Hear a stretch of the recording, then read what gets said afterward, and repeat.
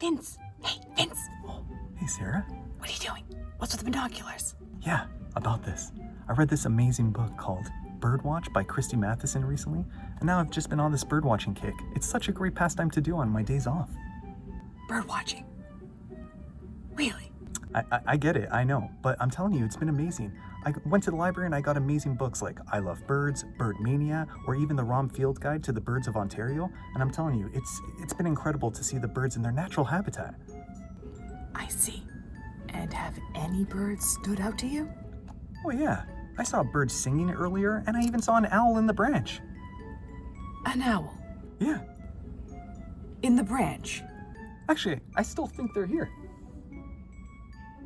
Oh, there they is. Look for yourself. I don't know, Vince. Over there. I don't see anything. There. No, over there. Take a look.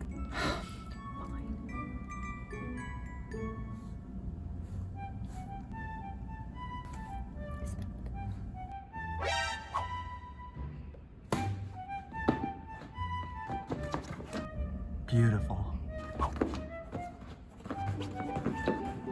So majestic.